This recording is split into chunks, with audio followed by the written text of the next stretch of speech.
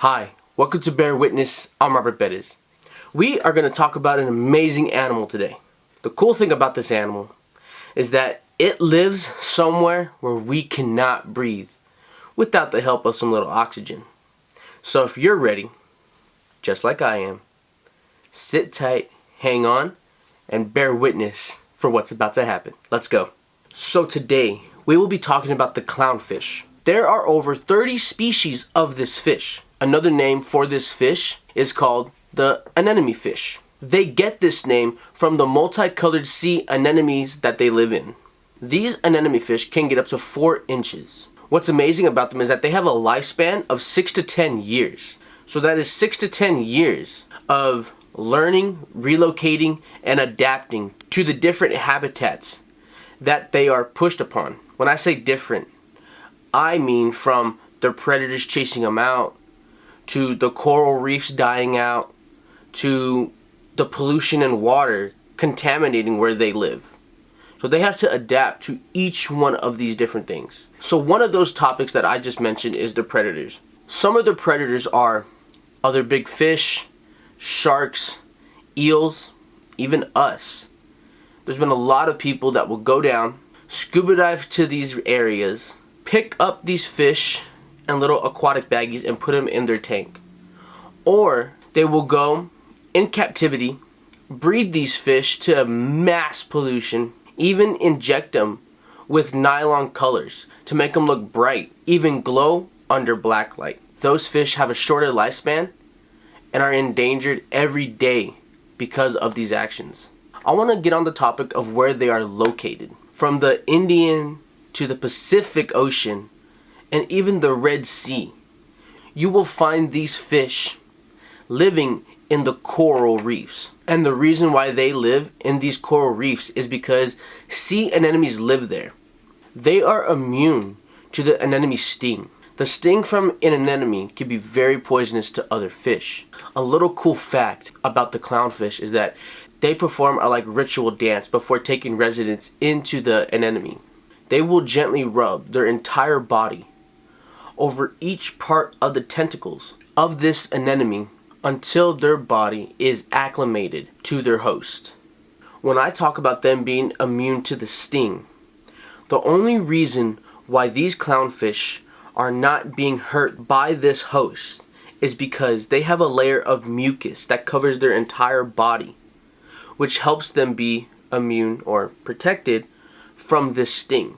And in return of them having a home, protection, and food, they will eat any parasites, which are bugs that live on this host, and clean the whole entire anemone to help it live longer, grow, and prosper in its own life. So it's pretty much I scratch your back, you scratch mine.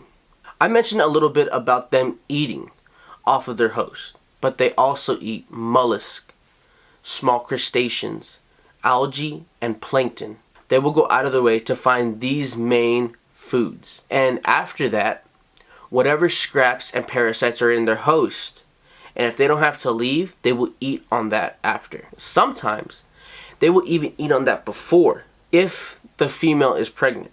Now that's another cool topic that we're about to get into. I just mentioned about the female being pregnant. You want to know something really strange about the clownfish? Is that all fish are born males.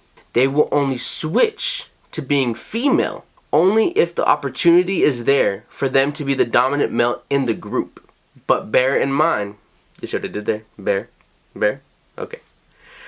But bear in mind that the change is irreversible, which means once you go female, you can't go back.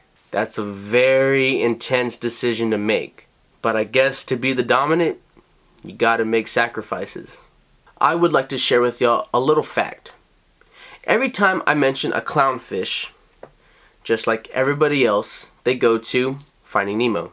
Well, this is where it's going to get a little confusing. Those fish in Finding Nemo aren't clownfish. They have the same color, the same size, but different habitat. These fish are called false anemone fish. Only because anemone fish don't live in anything tropical. The false anemone fish live in tropical. And that's where the different habitats come from. That's the only thing that separates them. That's the only thing that separates them, is their habitat. So if you don't know what that means, it just means they're home.